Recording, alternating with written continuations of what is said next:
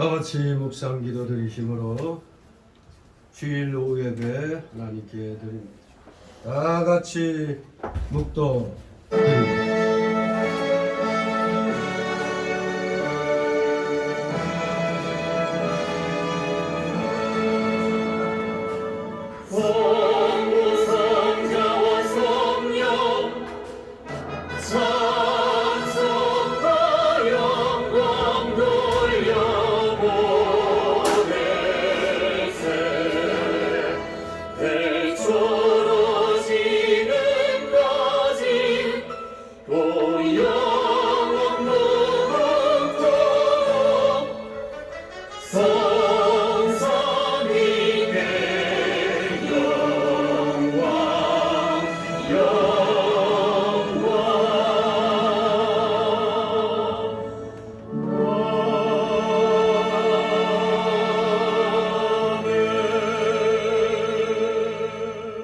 저가 사모하는 영혼을 만족해 하시며 주린 영혼에게 좋은 것으로 채워주심이로다.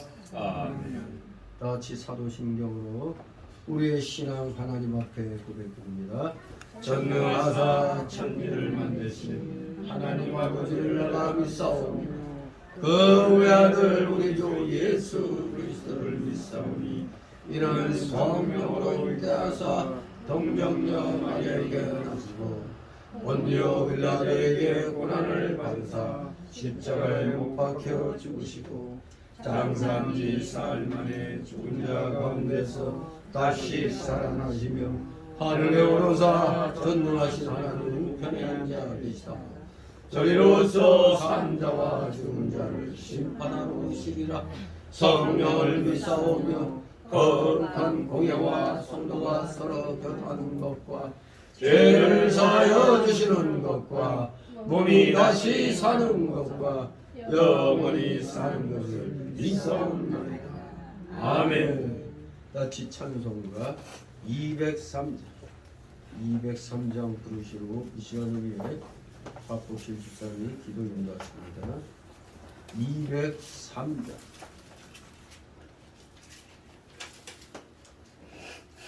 2절에서 간주가 갑니다. 3절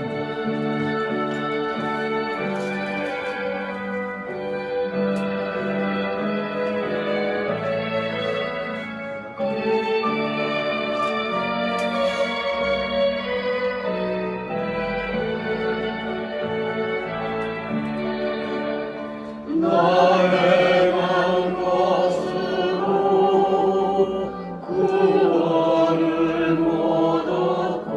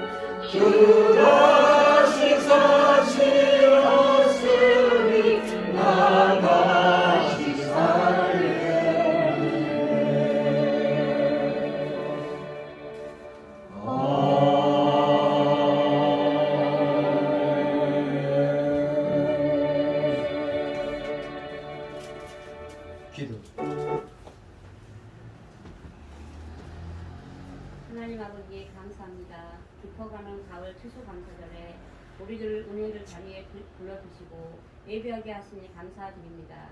아프고 지치고 상처 입은 영혼을 가지고 주님께 나은 우리들의 이 모습 이대로 받아주시옵소서.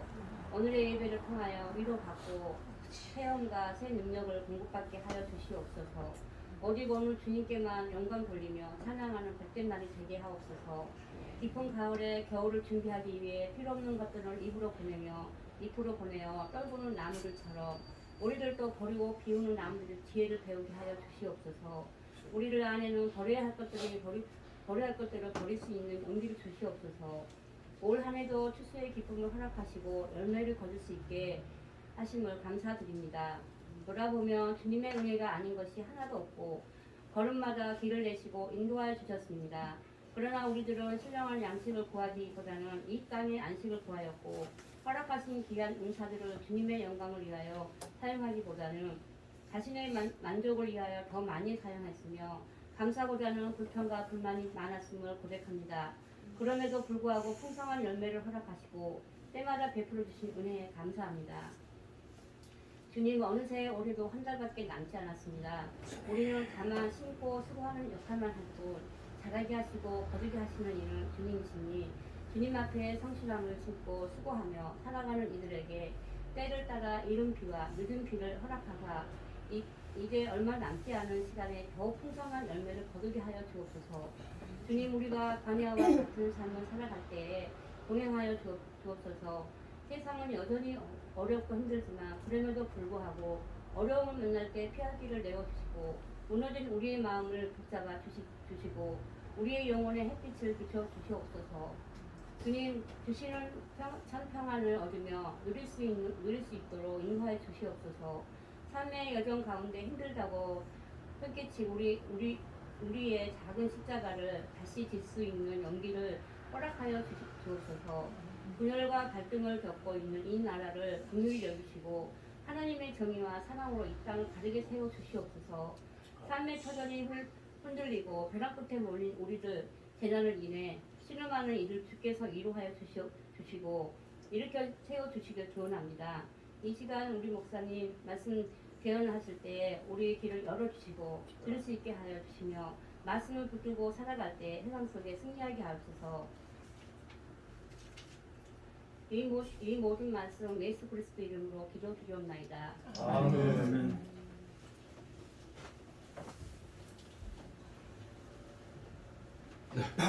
감사드립니다. 이 시간 함께 은혜 나눌 말씀 누가복음 신약 누가복음 3장 7절에서 14절까지의 말씀을 보도록 합니다. 누가복음 3장 신약 성경 92쪽 정도 비면은 누가복음 3장 7절에서 14절까지의 말씀이 나옵니다. 우리 교대로 읽도록 합니다. 제가 먼저 있습니다. 누가복음 3장 7절에서 14절 7절 요한이 세례받으러 나오는 무리에게 이르되 독사의 자식들아 누가 너희를 가르쳐 장차 올 진노를 피하라 하더니 그러므로 회개에 합당한 열매를 맺고 서로 앞에 우리 내가 너희에게 이르노니 나는 이 능히 이끌로 아브라함의 자손이 되게 하시리라. 이미 독사가 나무 뿌리에 놓였으니 좋은 열매 맺지 아니하는 나무마다 찍혀 불에 던지우리라.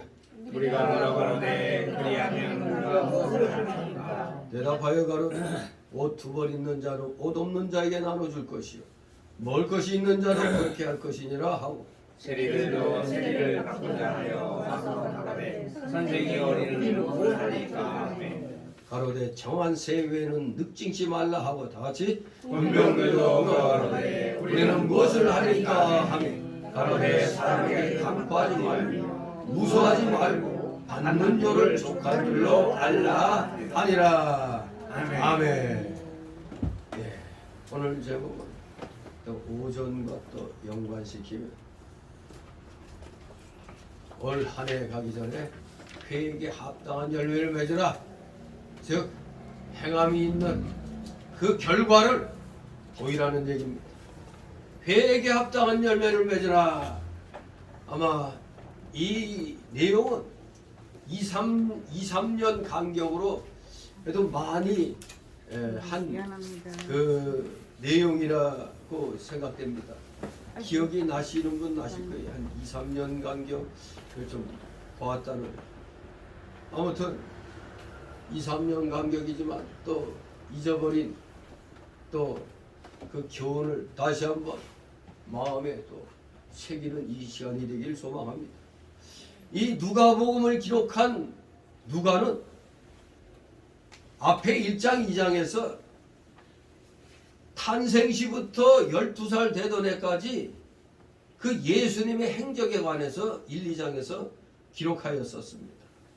그런데 이제 3장에 들어와서부터는 갑자기 12살 돼서 갑자기 30살로 18년이라는 세월이 껑충 뛰어 넘는 걸 보게 됩니다. 18년의 세월이 그냥 2장에서 3장으로 툭 뛰어버려요.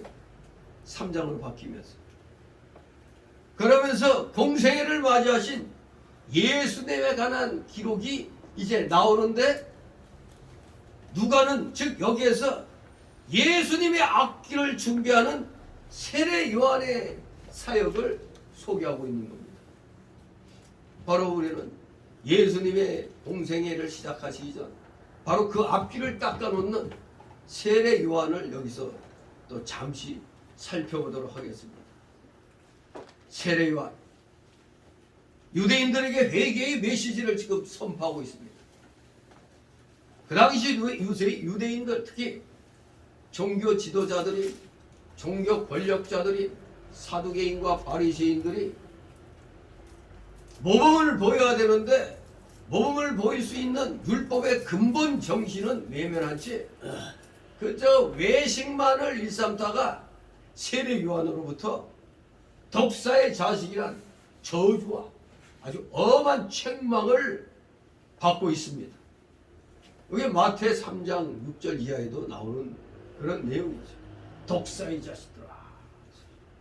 종교 권력가가 이 그냥 광야에서 그냥 떠돌이같이 살던 세례 요한에게 엄청 그냥 심한 말을 듣습니다.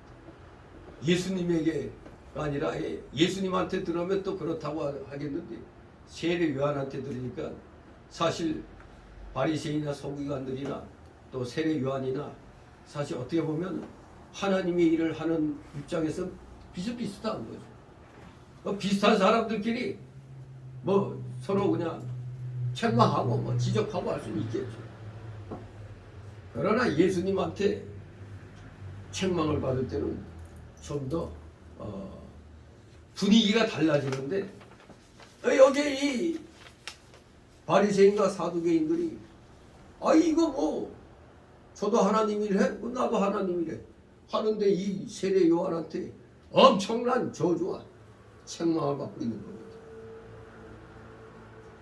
그랬더니 이제 이 종교 지도자들보다는 주변에 그 충격을 받은 그 유대인들이 뭔가 좀 이 종교 지도자들보다는 더 나은 것 같아. 그러하면 우리가 무엇을 하리까? 이렇게 10절에 묻습니다. 그러면 우리가 무엇을 해야 됩니까? 저주와 책망을 받자 정작 종교 지도자들이 충격을 받아야 되는데 도리어 주변에 있는 일반 사람들이 주로 충격을 받고 질문합니다. 여기에 세례 요한은 각자가 처한 위치에서 그 자기가 찾을 수 있는 자기 위치에서 자기가 찾을 수 있는 회개에 합당한 열매를 맺으라는 것에 대해서 지금 이렇게 가르치고 있는 겁니다. 회개에 합당한 열매를 맺도록 하라는 이 가르침을 주고 있는 겁니다. 한마디로 지금 함께 읽은 이 3장 7절 14절은 세례 요한의 한 그 설교의 내용과 무리들의 질문에 답한 교훈의 내용을 증거하는 겁니다. 교훈. 바로 세례 요한의 설교 요점은 예수님의 앞길을 예비하는 자답게 뭘 한 거예요? 회개에 합당한 열매를 맺으라는 겁니다. 그래서 오늘 이 7절에서 14절까지를 내용에 의해서 두 단락으로 나눠봅니다. 첫 번째 단락은 7절 8절로 회개의 열매가 없는 구원의 확신은 헛된 것이다. 회개의 열매가 없는 구원은 회개의 열매가 없는 구원의 확신은 헛된 것임을 기억하라 이겁니다. 두 번째 단락으로 9절부터 14절까지는 지옥불에서의 멸망을 기억하여 회개의 열매를 맺도록 힘을 써라. 지옥불에서의 멸망을 기억하고 회개의 열매를 맺도록 힘을 써라. 이 두 단락으로 이렇게 나누어서 살펴봅니다. 자, 회개의 열매가 없는 구원의 확신은 헛된 것이다. 7절 있습니다. 요한이 세례받으러 나오는 무리에게 이르되 법사의 자식들아 누가 너희를 가르쳐 장차올 진도를 피하라더냐. 아멘. 아랫사람이 들어도 기분 나쁠 텐데 삐까삐까 하나님 일을 한다고 하는 사람들 간에 이런 말 들으면 엄청 분노가 치를 겁니다. 아무튼 세례 요한은 자기 앞에 세례받으러 나온 사람들에게 독사의 자식들이라고 이렇게 말을 했습니다. 그 무리에는 종교 지도자들과 함께 일반 백성들이 섞여 있는 거죠. 통치해서 그들에게 다 한마디로 독사의 자식들이라 하고 선포한 겁니다. 이것은 한마디로 구원받지 못한 자들은 누구에게 속했다? 마귀에게 속했다. 그것을 말하는 겁니다. 구원받지 못한 자들은 마귀에게 속했다. 창세기 3장에 증거된 대로 마귀가 사람을 범죄케 한 후 사람은 마귀에게 속한 자가 되었습니다. 우리도 예수 믿기 전까지 난 누구의 자식이야? 마귀의 자식이었습니다. 거짓말을 반복듯이 했잖아요. 요한복음 8장 44절에 보면 예수님께서는 예수님을 믿지 않고 거절했던 유대인들을 향하여 너희는 너희 아비 마귀에게서 났으니 너희 아비의 욕심을 너희도 행하고자 하느니라.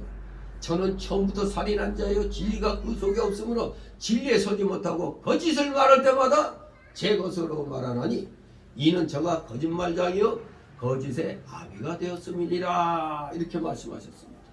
또 마태복음 23장 33절에 보면 예수님께서는 외식하는 서기관들과 바리새인들을 향하여 아주 심한 말씀을 하셨죠. 뭐라고? 야 이 뱀새끼야, 야 이 뱀새끼들아 그랬어요. 진짜로? 찾아보세요. 마태 23장 33절에 보면 이 뱀들아 독사의 새끼들아 그랬어요. 뱀들아 독사의 새끼들아, 너희가 어떻게 지옥의 판결을 피하겠느냐고 아주 강력하게 책망하셨습니다. 세례 요한은 독사의 자식들아 했는데 어떻게 보면 같은 말 같은데 왜 하필 세례 요한은 독사의 자식들이라고 그러고 왜 예수님은 서기관들과 바리새인들 즉 그래도 체면이 있지, 체면을 세워줘야 되는데 그 종교 지도자들을 향해서 야 이 뱀새끼들아 이 책망하십니다. 하여간 잘못을 했을 때 지적할 때 점잖게 지적해서 들을 때가 있는 거고 아주 그냥 뼛속 깊이 그냥 치욕감을 느끼게 하면서 책망할 때도 있는 겁니다. 사실 이것은 예수님이니까 가능한 거죠. 우리 목회자들을 향해서는 하기 힘든 말입니다. 아무튼 예수님에게 그 심한 말들을 이 서기관들과 바리새인들이 들었습니다. 또 요한일서 3장 8절에 보면 요한 사도도 아예 저 죄를 짓는 자들은 다 마귀에게 속한다고 했습니다. 지금 죄를 짓고 다니는 사람들 예수 안 믿고 그냥 매일 빨갱이들 그냥 쫓아다니고 그들에게 동조하는 자들은 한마디로 우리 목회자들이 우리 성도들이 분명히 말할 수 있어요. 죄를 짓는 자는 마귀에 속하고는 너희들은 거짓의 아비에게 완전히 속했다. 우리 그렇게 말할 수 있습니다. 요한에서 3장 10절은 또 이렇게 말합니다. 이러므로 하나님의 자녀들과 마귀의 자녀들이 나타나나니 무릇 의를 행치 아니하는 자라 또는 그 형제를 사랑치 아니하는 자는 하나님께 속하지 아니한다고 했습니다. 의를 행치 아니하는 자, 말씀대로 순종하지 아니하는 자, 또 믿음의 형제를 사랑치 아니하는 자는 외식에 속하기 때문에 너희는 하나님께 속하지 않는다고 하신 겁니다. 이렇게 성경은 구원받지 않은 자들 곧 의를 행치 않고 이웃을 사랑함이 없는 자들이 바로 마귀의 자녀들이라고 분명하게 말하고 있습니다. 그들은 마귀와 악령들에게 속하며 그들의 속성들을 가지며 하나님을 진노케 하는 행위들을 서슴지 않고 합니다. 세례 요한은 또한 하나님의 진노가 올 것이라고 선포했습니다. 하나님의 진노가 오리라. 독사의 자식들아, 누가 너희를 가르쳐 장차 올 진노를 피하라더냐. 하나님께서 인간의 죄악에 대해서 엄격하고 철저하게 심판하신다는 것은 우리가 창세기를 통하여, 즉 인류 초기 역사를 통해서 분명히 알 수 있죠. 무슨 심판? 노아 심판. 그리고 나중에는 소돔과 고모라 성의 멸망의 그 심판. 이것을 통해서 하나님은 정말로 엄격하고 철저하게 심판하신다는 것을 알 수가 있습니다. 구약의 대부분의 선지자들은 세상에 분명히 하나님의 심판이 있을 것을 예언하였습니다. 요엘서 3장 2절 12절에서도 말씀합니다. 장차 세상에 하나님의 마지막 심판이 있을 것이라는 사실, 이것이 기독교 복음의 대전제입니다. 세상에서의 하나님의 마지막 심판은 언제요? 예수님 재림 때. 우리가 성찬 예식을 왜 한다고요? 예수님이 다시 오시는 그날까지 예수님을 기리는 겁니다. 예수님을 잊어버리지 않고 주님의 십자가 대속의 피공로를 우리가 기억하기 위해서 성찬 예식을 갖는 겁니다. 진실로 마지막 심판이 기독교 복음의 더 대전제인 것입니다. 로마서 1장 18절, 하나님의 진노가 불의로 진리를 막는 사람들의 모든 경건치 않음과 불의에 대하여 하늘로조차 나타나는, 하나님의 진노가 불의에 쫓아 나타난다고 했어요. 불의를 보고 하나님은 가만히 있을 수 없는 겁니다. 그러니 자꾸 하나님의 진노를 말할 때마다 생각나는 게 뭡니까? 죽은 자의 가족들에게는 안 되지만 귀신 축제에 15만 가량 모였다고 그러잖아요. 15만 가량. 그러나 그 압사 사고가 일어났다고 말하는 그곳에는 아무리 많이 들어가도 300~400명이라고 하는데 거기서 어떻게 158명이 죽어? 기가 막힌 거죠. 깔려 죽은 자들 중에 한 사람은 하이힐이 허벅지에 박혀 있고 그런 게 깔려 죽은 거에 뼈 부러지고 한 게 진실로 불의에 대한 하나님의 진노가 아닌가 생각하는 겁니다. 이 땅에 언제부턴가 동성애를 아예 대놓고 축제하질 않나? 아예 LGBTQ가 뭔가 젠더, 레즈비언, 게이, 양성애자, 바이오섹슈얼, 이런 양성애자, 그리고 트랜스젠더, 그리고 Q, 내가 남자인가 여자인가 헷갈리는 사람들, LGBTQ라고 그러죠. 이들에 대한 성을 보장해야 된다고 법으로 만들어 놓으려고. 이러니 이태원 축제가 헬로윈데이 축제인데, 헬로윈데이가 뭐예요? 귀신 노름하는 데 아니, 귀신 노름. 그런데 온통 방송이 그쪽으로 막 그냥 광고 내고 마치 그냥 궁금증을 불러일으켜 갖고 많은 젊은이들 몰아놨잖아요. 그러니 하나님이 진노하지 않을 수 있습니까? 더구나 우리나라는 언제부턴가 마약이 지금, 저 중국 놈들이 퍼뜨린 마약, 저 북괴가 퍼뜨린 마약이 지금 이 땅에 그냥 여기저기에서 그냥 준동하고 있는데 우리나라 마약 청정국에서 이미 떠난 지 오래. 거기에 귀신 너무 많은데 뭐가 그게 대단하다고 그렇게 광고하고 그냥 난립니까? 저는 그럴 때마다 하나님의 진노가 이게 저 그때 시청 앞에서 무슨 동성애 축제할 때 저게 벼락 떨어지면 딱 좋겠다고 그랬다고요. 뭐 그것도 내 생각이지 뭐 그걸 그렇다고 댓글에다 써갖고 했다가 또 그냥 나중에 무슨 또 그냥 고발 나가지 또. 그러나 그런 거 이제 혼자는 충분히 생각할 수 있잖아요. 옛날에 임금욕은 없는 데서도 한다고. 뭐 좌파들이 뭐 별욕 다 해도 자기들끼리 하면 괜찮아요. 근데 그걸 갖다 세상에 SNS 이런 데다 그냥 띄워가지고 동조자들을 구했다는 것 자체가 이게 악한 겁니다. 이 나라에 이렇게 불의가 관영하더니 생각지도 않게 어쨌거나 귀신들의 축제날을 빌어서 떼죽음을 당하는 이런 사건.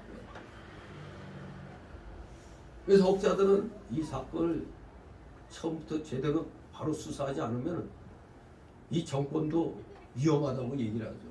2, 3년 내에 종북좌파 다 제거하지 않으면 정권이 버티기 힘들다는 얘기를 하고 있어요. 이것들이 이제 물 만난 고기처럼 무조건 물고 늘어지는 겁니다.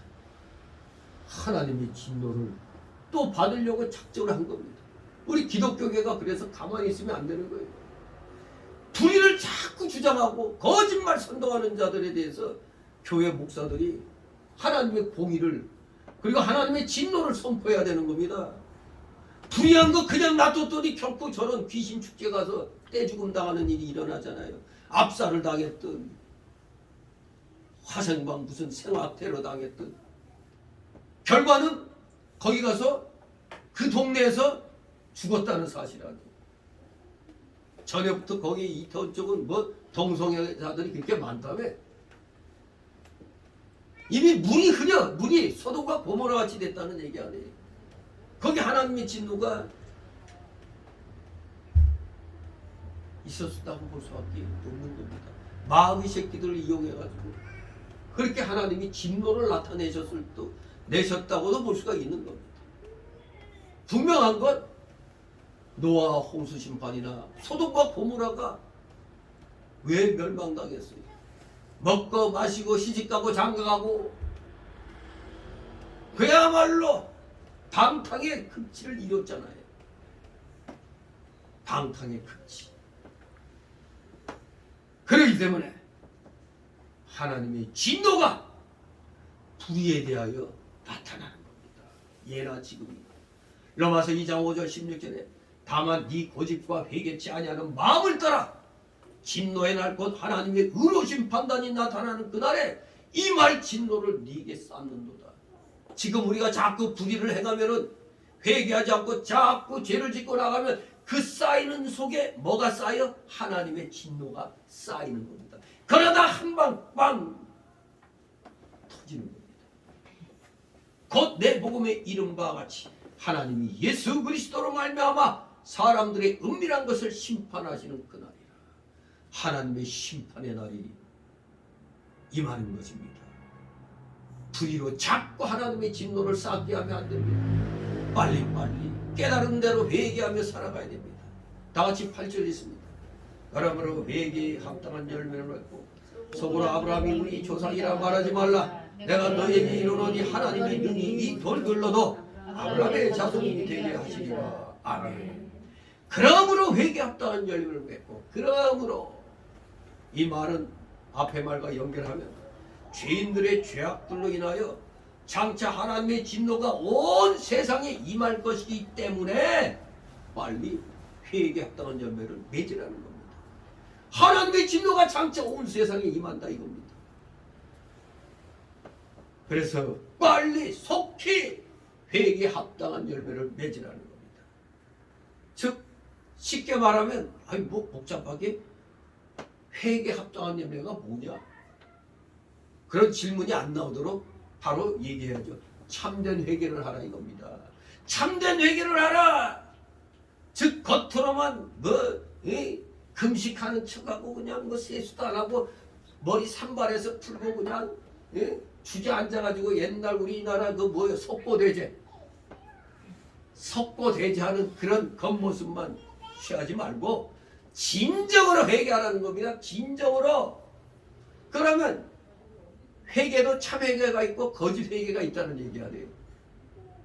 참 회개와 거짓 회개의 차이가 뭘까요? 이 회개라는 거는 메타노이아라는 이 단어, 메타노이아라는 이 헬라어는 사고방식의 변화, 생각의 변화, 마음의 변화, 감정의 변화를 의미합니다. 지정의. 사람의 인격이 변화되어야 된다는 겁니다.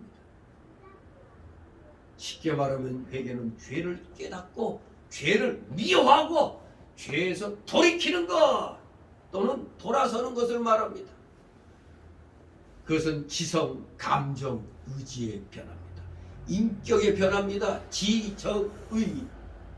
인격의 3요소. 지성, 감정, 그 의지. 그러므로 진정한 회개는 참 회개는 반드시 변화된 행위를 동반하는 겁니다. 변화된 행위가 없이 나 회개했다는 거 누가 믿어요? 아무도 안 믿어요. 쉽게 말해서 술, 담배 잘하던 사람이 술, 담배 줄이는 것 자체부터가 행위의 변화인 것입니다. 예수 믿고 나서 어떤 사람은 아이고 나 술은 못 끊는데 그래서 나 술, 담배 못 끊어서 교회 못 나가 이런 사람이 있죠. 그러면 그 사람 죽었다 깨어나도 예수 못 믿어요. 술, 담배 먹어도 좋으니까 일단 교회 나와서 말씀을 들으라. 그러면 나중에는 누가 옆에서 한 바가지 퍼줘서 먹으라고 그래도 안 먹을 것이다. 그러나 지금은 마음대로 해라. 마음대로 먹어봐. 변화를 받으면 그러니까 말씀을 듣고 택자로서 어떤 그 감동이 오면은 먹고 싶어도 안 먹어지는 거예요. 먹으면 팍 하고 그냥 부역질나고 그렇게 되는 겁니다. 변화된 행위. 그것이 바로 회개에 합당한 열매입니다. 뭐 어려운 거 아니에요. 뭔가 옛사람의 성격을 버리는 거예요. 그게 줄어드는 게 바로 변화된 행위입니다. 변화된 행위. 그것이 바로 회개에 합당한 열매입니다. 불의와 악함과 거짓으로 얼룩진 삶을 청산하고 의와 성과 진실에 변화된 행위의 열매를 맺는 것. 그것이 진정한 회개, 참 회개인 것입니다. 그래서 세례 요한은 예수님의 앞길을 예비하면서 사람들에게 먼저 회개에 합당한 열매를 맺는 참 회개를 하라고 외친 것입니다. 그러면서 세례 요한은 또 속으로 나는 아브라함이 우리 조상이야 이런 마음 먹고 있는 걸 꿰뚫어보고 마음속으로 아브라함이 우리 조상이라고 말하지 말라고 말했습니다. 이것은 마치 오늘날 우리 가족 중에 목사가 여러 명이야. 이런 사람 있죠? 전도할 때 보면 만나는 사람 보면 나는 안 믿지만 우리 집안에 목사 많어. 이런 사람이 있어. 마치 그게 그래도 난 우리 조상이 아브라함이야. 요거나 똑같은 말입니다. 그게 우리 집에 목사 많어 하는 말이나 나 그래도 곧 죽어도 아브라함 후손이야. 이런 말 합니다. 그런 말도 하지 말라고 그랬어요. 세례요한이. 유대인들이 참된 회개가 없이 그저 마음속으로 아브라함이 우리 조상이고 우리가 아브라함의 자손이라 말하는 것은 헛된 일이었습니다. 그런 헛된 생각은 그들에게 아무 유익이 없고 도리어 큰 해가 되는 겁니다. 그래서 우리에게 중요한 것은 무엇보다도 구원의 확신에 앞서서 회개의 열매인 것입니다. 회개의 열매가 있어야 돼요.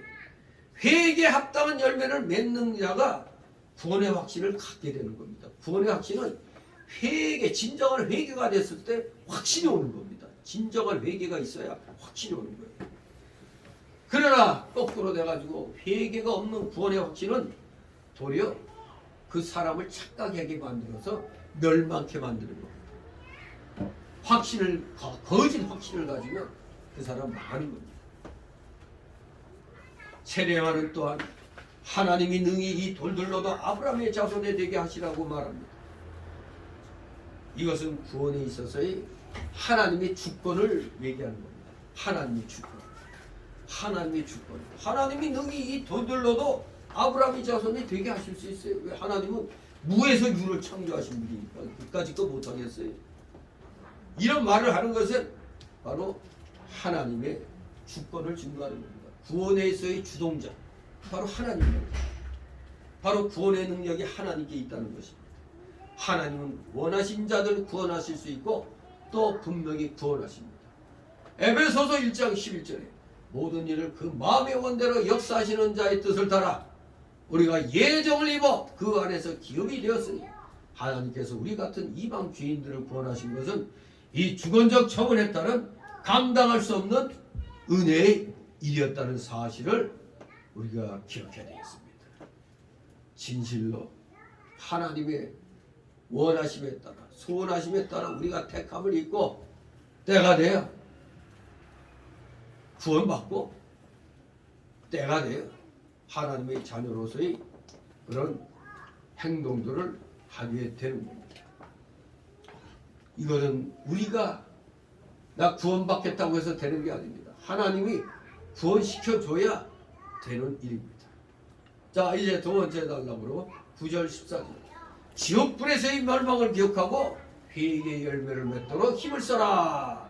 지옥불에서의 멸망을 기억하고 회개의 열매를 맺도록 힘을 써라. 다 같이 9절 있습니다. 이미 도끼가 너무 누였으니 좋은 열매 맺지 않은 나무는 찍혀 불에 던지우리라.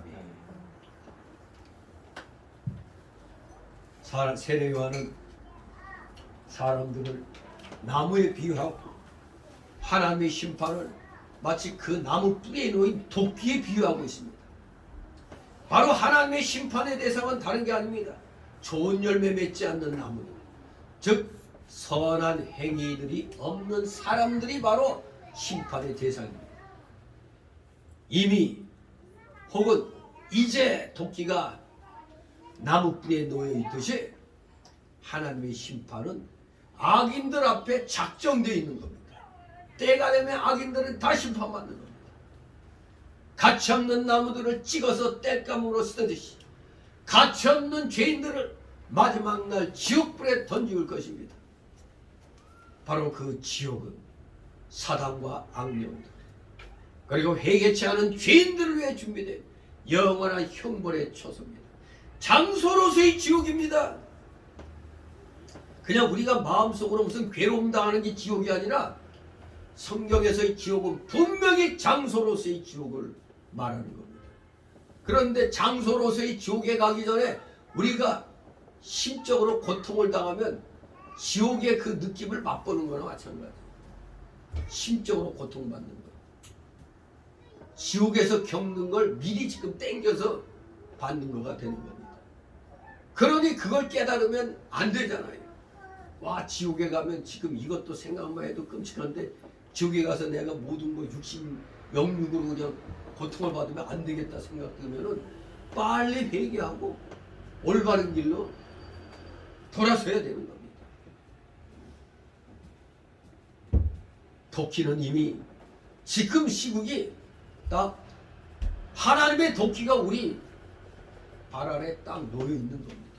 여차하면 그냥 찍어버리는 겁니다. 여차하면. 그러니 우리 이 말씀을 우리에게 주신 은혜에 감사드려야 돼요.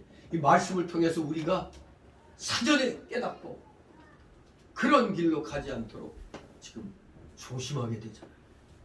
10절 11절 있습니다. 우리가 물어 가로되 그러하면 우리가 무엇을 하리이까? 대답하여 가로되 옷 두 벌 있는 자는 옷 없는 자에게 나눠줄 것이요 먹을 것이 있는 자도 그렇게 할 것이니라 하고. 아멘. 참, 역시 예수님의 그 앞길을 닦아놓고 있는 이 세례 요한도 대단한 사람은 대단한 사람이었어요. 저 바리새인과 서기관들이 아무리 하나님이 말씀하시되 해봐야 사람들은 그냥 건성으로 듣고 건성으로 행했는데 이 세례 요한의 설교를 듣고 사람들이 그냥 마음에 감동을 입었어요. 막 회개할 마음이 막 일어나는 겁니다. 그래서 그들은 요한에게 우리가 무엇을 하니까 하고 회개의 그 구체적인 행위에 대해서 물어봅니다. 그랬더니 구체적으로 세례 요한은 그 질문에 답을 줍니다. 이 세례 요한의 답이 우리 기독교인들의 그 올바른 물질관이 되겠습니다. 우리의 물질관은 이래야 됩니다. 옷 2벌 있는 자는 옷 없는 자에게 나눠주고 먹을 것이 있는 자도 그렇게 하나 가르쳤습니다. 이건 오늘 오전에 말씀하신 대로 이게 무슨 행위에 속해요? 구제하는 행위에 속하죠. 구제. 구제는 선택사항이라고 그랬어요? 필수라고 그랬어요? 필수라고 그랬잖아요. 세례 요한이 바로 딱 그것을 얘기하는 겁니다. 옷 2벌 있는 자는 옷 없는 자에게 나눠주고 먹을 것이 있는 자도 그렇게 하라. 먹을 것과 입을 것은 우리 인간 생활의 기본적 요소죠. 그것들을 서로 나누라고 가르쳐 준 겁니다. 네 욕심만 부리지 마라 이겁니다. 참회계는 바로 이렇게 구체적인 선행으로 나타나야 한다는 말입니다. 행위가 보여야 된다는 겁니다. 구체적으로. 그래서 회개는 마음의 변화와 함께 행위의 변화가 되는 겁니다. 행위의 변화. 싸움질하고 욕잘하던 사람이 예수 믿고 난 다음에 그걸 억제해 나가는 거예요. 그게 절제해 나가는 거잖아요. 아, 이것은 나쁜 죄 짓는 일이라고 했잖아요. 참아 나가는 겁니다. 이게 행위가 변화됐잖아요. 예수 믿고 난 다음에. 자기 자신만 알던 이기적인 사람이 변해서 남들을 돌아보고 없는 자들과 나누는 것, 즉 구제를 어느 날부터 좋아하게 됩니다. 구제하는 것. 그게 바로 회개의 증거입니다. 회개의 증거. 여러분도 어떤 때는 나에게 뭐가 생기면 좀 나눠주고 싶은 생각 안 들어요? 안 드나? 뭐 좀 그냥 이거 좀 갖다 주고 싶고 그런 생각 들잖아요. 특히 자기가 전도의 대상으로 삼고 있는 사람이 있으면 뭐라도 갖다 줘갖고 좀 그 마음을 갖다 열고 싶잖아요. 정말로 우리가 예전에는 다 이기적인 마음이 가득 찼었습니다. 이기적인 마음. 근데 예수님 믿고 난 다음에는 알게 모르게 어느 사이에 좀 뭔가 좀 남을 위해서 뭐 좀 해주고 싶은 그런 마음이 생겨나는 겁니다. 그게 회개에 따른 참 증거가 되는 것입니다. 회개의 증거입니다. 12절 13절 있습니다.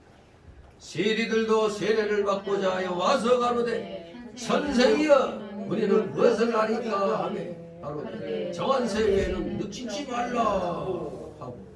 아멘. 기독교인의 올바른 물질관을 세리요한이 가르쳐 줬더니 세리들도, 세리가 누구예요? 세금 받는 관리, 세무원이에요. 세무원. 세금 받는 관리들도 요한의 설교를 듣고 마음이 찔렸어요. 그래서 회개하며 세례받기를 원했습니다. 그들도 선생이여 우리는 무엇을 하리까 하고 요한에게 물어봤습니다. 요한은 그들에게 정한 세외에는 늑징치 말라고 대답했습니다. 늑징치 말라, 이거는 강제로 징수한다는 말입니다. 늑징, 강제로 징수한다. 이 세금을 받는 관리들에게 필요한 은은 나라에서 정한 세금 외에 더 무엇을 징수하지 말고 그저 정한 세금만 징수하는 겁니다. 이것이 옳고 양심적인 일이죠, 세리들한테. 그런데 이 당시는 이 세리들이 아주 악했어요. 자기들이 받아서 로마에게 넘겨줘야 되는데 로마에서 정한 세가 있는데 로마에서 정한 세가 10이라면은 그 10을 그대로 받아야 되는데 여러분들이 10만 받는 게 아니라 13 거기다 이제 더 보태가지고 받아가지고 10만 띄어갖고 로마에 주고 나머지 3은 자기 주머니에 넣었어요. 입마에 포켓했다 이겁니다. 그 당시 세리들이 다 이랬어요. 우리나라도 사실 그 옛날 어려울 때 이 공무원들이 왜 그 뭐 좀 부정이 많았는가 하면 그 받는 월급으로는 부족하잖아요. 그래서 뭐 소위 말하는 와이로 뭐 이런 거 먹고 많이 그랬죠. 특히 경찰 같은 경우도 이 쥐꼬리만한 월급 가지고 살기가 어렵잖아요. 그래서 의전중에 알면서 묵인을 했던 거예요. 그냥 돌아가는 곳마다 그냥 뭐 응? 받고 막 이렇게 하는 게 있잖아요. 그게 늑증하는 겁니다. 그냥 또 어디 또 좀 주머니가 비면은 어디 술집이나 이런 데 또 들어가서 잘 되고 있어 그러면서 너희 괴롭히는 너 없어 뭐 이런 식으로 하면서 그럼 사장들이 얼른 딱 돈봉투 갖고 나와서 딱 찔러주죠. 아이 덕분에 그냥 그런다고. 네. 이게 또 조폭사에서는 또 자기들이 소위 말하는 자기들 관리구역 뭐 나발이라고 있잖아요. 그러니까 조폭들 간에 자기들 세력을 갖다 그 넓히려고 하다 보면 서로가 이제 무슨 어디 유흥주점 뭐 어디 나이트클럽 이런 데 해가지고 서로 그거 먹으려고 하다가 난투극 벌어지고 그 사람 죽고 막 이런 일이 막 일어나죠. 충분히 그런 일이 있을 수 있어요.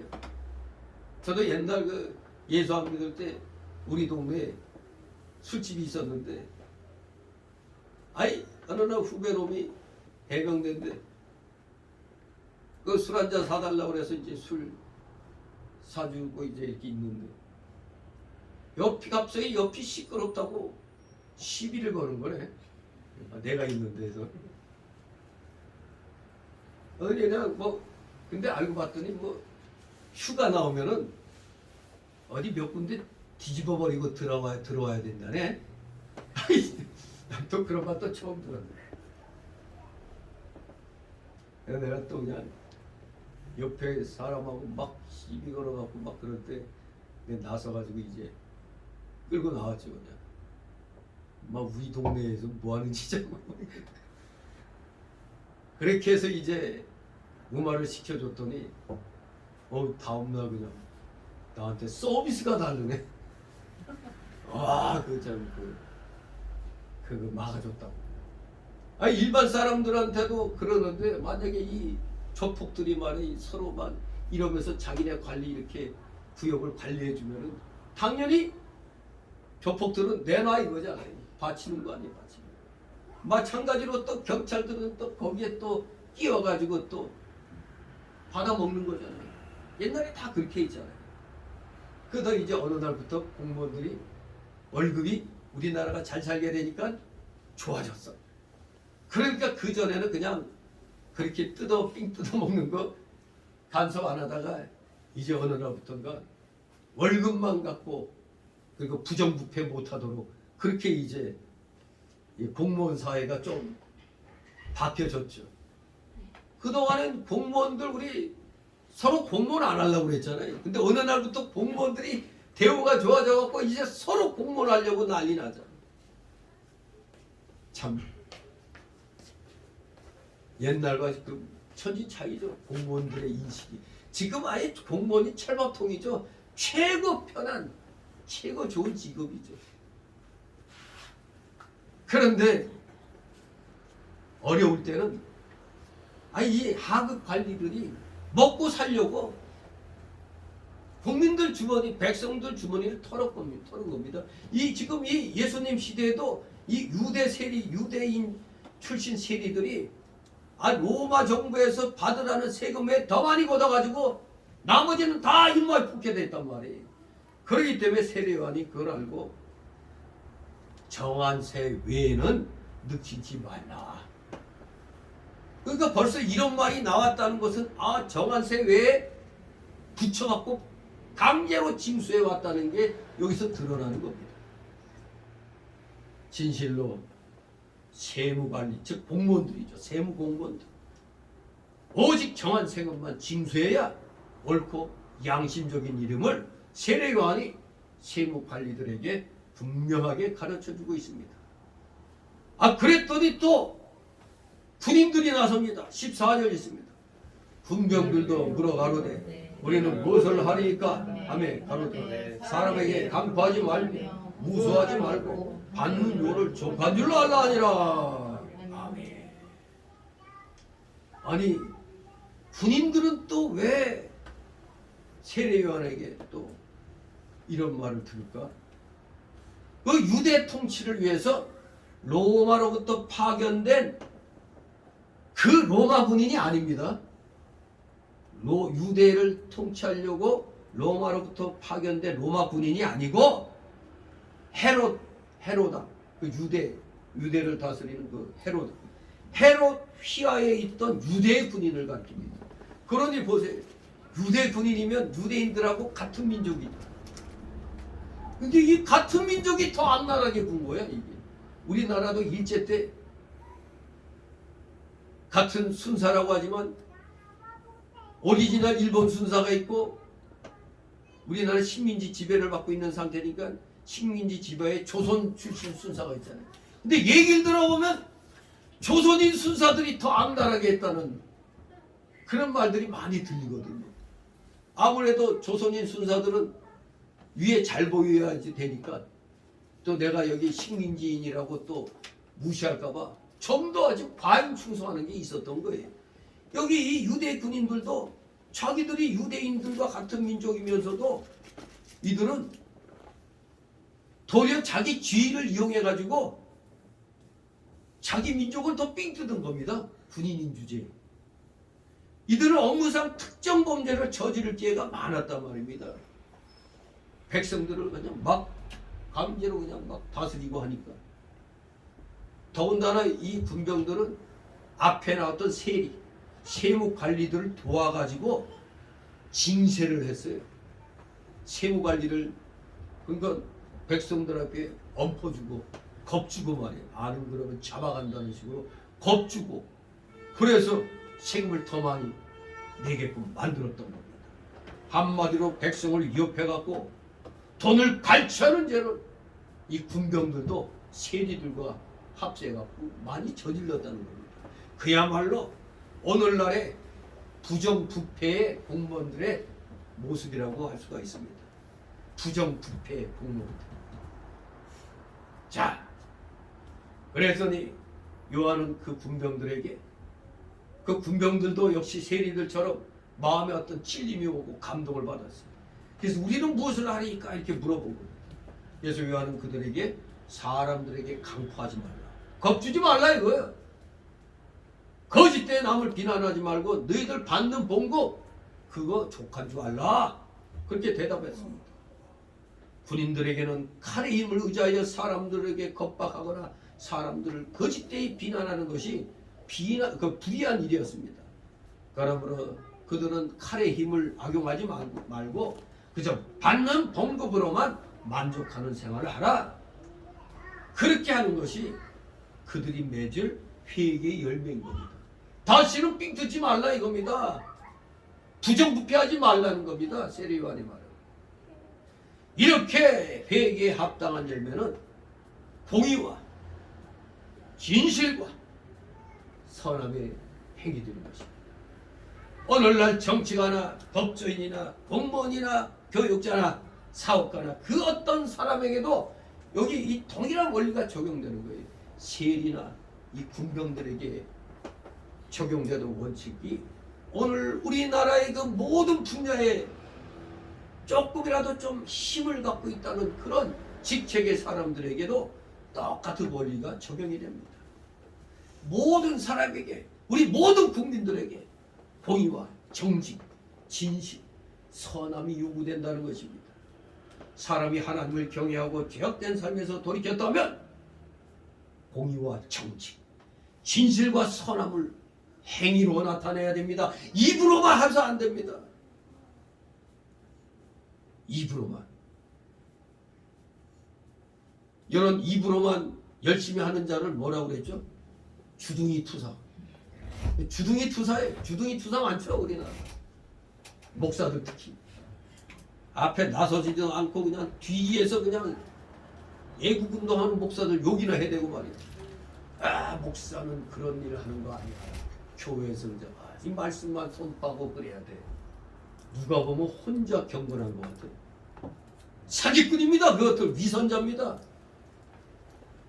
세상의 불의에 대하여 말을 안 해? 그거 선지자가 아니잖아요. 선지자직이 제일 중요하기 때문에 강도사 고시에도 꼭 그 삼직을 갖다 설명하고 쓰라고 할 때 제일 먼저 순서대로 나오는 게 선지자, 제사장, 왕 이건데 오늘날 많은 목사들은 제일 먼저 왕, 제사장, 끝머리가 선지자 거꾸로 하고 있어요. 지금 목사 자격 없는 사람 많은 거예요. 그러니까 선지자지 가장 중요한 겁니다. 오늘의 시대는 지금 거짓붕의 시대입니다. 지금 뭐 교회만 크고 교회만 많이 받은 뭐 몸에 그게 크게 붕된 게 아닙니다. 지금 거짓붕의 시대예요. 열린 예배니 무슨 은사주의니 이거 그 거짓붕입니다. 진정한 붕은 참된 교리 성경 말씀에 바른 선포로 붕이 일어나야 되는 겁니다. 진실로 오늘날 구원받은 우리 성도들은 그들의 가정과 직장과 기타 삶의 현실에서 오직 공의와 정직과 진실과 선함을 실천해야 됩니다. 그렇지 않다면 우리는 회개한 자들이 아닐 것입니다. 그러니 지금 국회에 뭐 300명가량 되는데 따지보니까 집사들도 많고 장로들도 많아. 아니 집사 많고 장로들이 많은데 어떻게 기독교 정신은 하나도 없지? 장로란 인간이 주사파당에 들어가 있어가지고 아무 소리도 못하고 그저 끌려다니고 말이에요. 지금 야당 내에도 분명히 이거는 잘못됐다. 이거 우리가 이거 주사파에게 끌려다니고 있다 생각하는 사람들이 많은데 목소리를 못 내고 있잖아요. 목소리. 정말로 입만 갖고 되는 게 아닙니다. 우리 복음의 사람들은 입과 함께 행위가 나가야 되는 겁니다. 말과 함께 행위. 실천. 이게 옳다면 그대로 실천해 나가야지. 저게 불의하다면 저것이 잘못됐다는 걸 얘기해야 돼요. 그렇지 않다면 우리는 회개한 자들이 아닙니다. 즉 정확히 말하면 구원받은 자들이 아니란 얘기입니다. 구원받은 자가 그럴 수 있어요. 근데 조금 요새 황교안 씨가 조금 구원받은 자 같은 행동을 하죠. 이제 뒤늦게 이 나라에 일어나고 있는 엄청난 그 불의에 대하여 이제 막 목소리를 내고 있어요. 그리고 부방대 부정선거 방지하고 또 부정부패 방지하는 부방대를 조직해서 하고 있죠. 근데 들으니까 매주 모여서 예배 드리고 뭐 한다고 그래요. 근데 어느 목사가 저보고 한번 거기 와서 한 20분 정도 설교 좀 해주면 어떠냐 이렇게 얘기를 하길래 나는 아직 그렇게까지 그런데 나설 그런 게 아니라 안 된다고 그랬죠. 아직 그런 능력이 부족해. 사양을 하긴 사양했지만 아무튼 실천해야 되는 겁니다. 실천.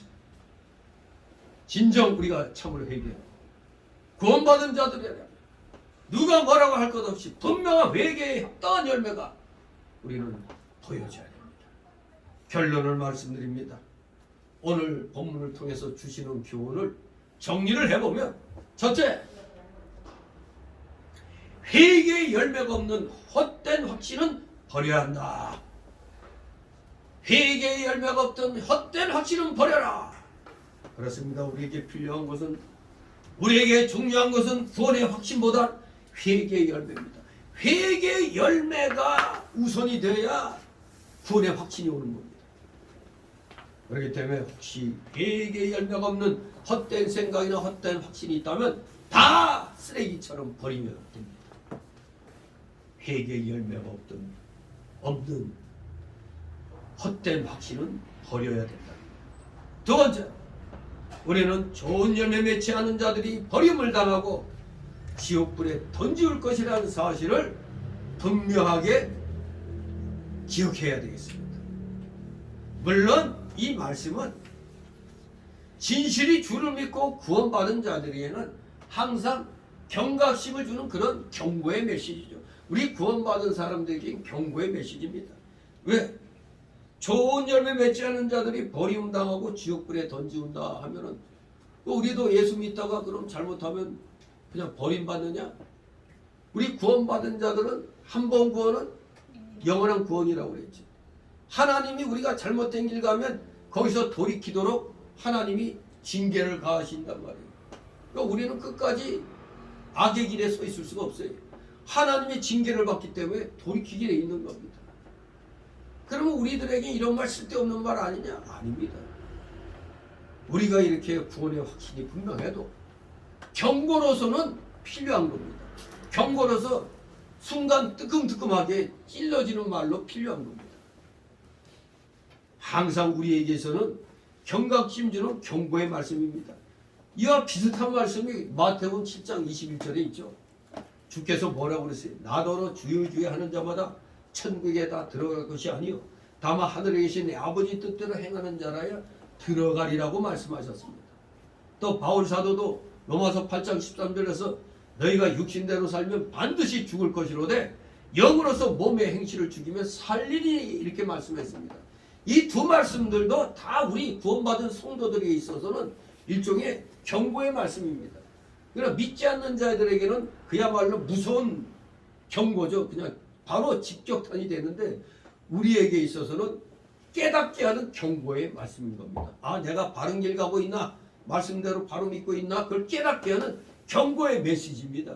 우리한테는 해당이 안 된다 할지라도 우리로 하여금 경각심을 주는 그러한 말씀인 것이죠. 그렇기 때문에 모든 사람들은 그리고 우리 성도들도 마찬가지로 이 말씀 앞에서 항상 두려운 마음을 가져야 돼요. 두렵고 떨리는 마음. 마지막 세 번째 주시는 교훈은 무엇보다도 회개에 합당한 열매를 맺기 위해서 힘써야 한다는 겁니다. 힘써라 이겁니다. 예, 우리 행함은 힘쓰지 않으면 못합니다. 힘을 써야 돼요. 힘을. 우리가 참으로 회개했고 구원받은 자들이라면 더욱더 힘을 써야 됩니다. 모든 불의와 사악과 거짓을 버리고 공의와 정직과 선함과 진실의 삶을 살려고 노력해야 된다는 겁니다. 노력해야 되는 거예요. 입으로만 있는 게 아닙니다. 어떻게든지 내가 생활 속에서 실천하려고 해야 됩니다.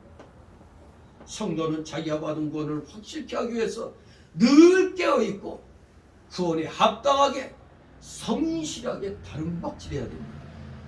합당하게, 말씀에 합당하게 성실하게 움직여야 된다 이겁니다. 그렇지 못한 자는 자신이 구원을 받았는지 의심해 봐야 됩니다. 뭐 나 한번 구원 받았으니까 괜찮아. 이런 자는 의심스러운 거예요. 정말로 저 사람 구원 받았나? 도리어 우리가 그냥 구원의 확신이 든든해도 경고의 메시지가 오면 아 뜨거워라 하고 자신을 다시 한번 돌아봐야 되는 겁니다. 아 나는 괜찮아. 나는 까딱 없어. 요 교만이죠. 교만. 경고의 메시지로 받아야 됩니다. 의심해 봐야 돼요. 혹시 내가 모르는 사이에 그런 짓을 했나 생각해야 됩니다. 하나님께서는 우리가 다 회개하고 구원을 받아 그 구원에 합당하게 의롭고 선하고 진실하게 살기를 원하십니다. 그게 우리 성도의 올바른 삶이니까. 그렇기 때문에 우리가 어떻게 보면은 이 세상 사람들이 감당하기 힘든 것일 수 있어요. 근데 우리는 성령을 의지하기 때문에 할 수가 있는 겁니다. 성령께서 우리를 하게끔 만들어 주시니까 할 수가 있는 겁니다. 성령 안에서. 힘들어도 진실로 내가 하나님 뜻에 합당하고 그래서 의롭고 선하고 진실하게 사는 그러한 내 자세가 되어 있는가. 우리 자신을 늘 점검하고 확인을 함으로써 하나님께로부터 우리 모두 칭찬받는 진실된 믿음의 일꾼들 되시기를 주님의 이름으로 축원합니다. 기도합니다. 거룩하신 하나님 아버지 감사를 드립니다. 추수감사주의를 맞이하여 특별히 감사절기에 합당한 그러한 성도로서의 그 자세들 항상 하나님 나라와 그를 먼저 구하고자 하는 그 자세 잊지 않게 하여 주옵시고 오전 오후 공통되게 구제하는 삶이 또 우리 구원받은 자의 변화된 그런 행위라는 것을 다시 한번 깨닫게 됩니다. 구제하는 것이 이 세상의 주인이신 하나님께 빌려드리는 것이라고 오전 예배 때 말씀하셨는데, 바로 우리가 구원받은 자답게 합당하게 진실하고 선하게 정직하게 생활을 하면, 그러면서 우리의 이웃을 돕는다면 그것이 하나님께 구워드리는 것이라 하였으니, 참으로 우리 모두 정신 똑바로 차려서 모든 것의 주인이신 이 하나님께 우리는 모든 것을 맡기고 최선을 다하여 말씀대로 순종하며 살기를 소원하고 노력해 나가는 우리 사랑하시는 자녀들 다 되게 하여 주시옵소서. 감사드리며 예수 그리스도 이름으로 기도드리옵나이다. 아멘. 다 같이 찬송가 209장.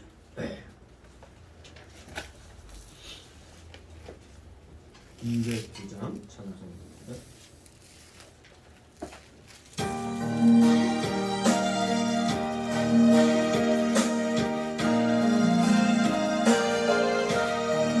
주의 말씀 낮은 은하 참 기쁘고 복되도다. 이 기쁜 마음 이겨서 온 세상에 전하노라. 기쁜 날 기쁜 날 주 나의 죄 다 씻은 날 늘 깨어서 기도하고 늘 기쁘게 살아가니. 기쁜 날 기쁜 날 주 나의 죄 다 씻은 날 이 좋은 날 내 천한 몸 새 사람이 되었으니 이 몸과 마음 다 바쳐서 영광의 주를 섬기니. 기쁜 날 기쁜 날 주 나의 죄 다 씻은 날 늘 깨어서 기도하고 늘 기쁘게 살아가니. 기쁜 날 기쁜 날 주 나의 죄 다 씻은 날 세상은 그날부터 평안한 마음을 있어서 이 복된 말 전하느니 내할 본분 삼았도다. 기쁜 날 기쁜 날 주 나의 죄 다 씻은 날늘 깨어서 기도하고 늘 기쁘게 살아가니. 기쁜 날 기쁜 날 주 나의 죄 다 씻은 날.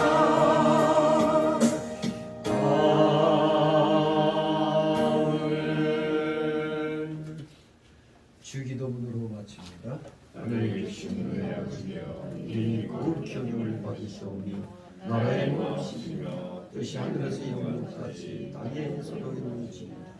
오늘날 우리에게 원하는 것을 주옵시고 우리가 우리 죄인들을 사준 것 같이 우리 우리를 죄를 사여 주옵시고 우리를 시험에 들게 하지 마옵시고 다만 악에서 구하옵소서. 너의 나라와 권세와 영광 아버지께 영원히 있사옵나이다. 아멘.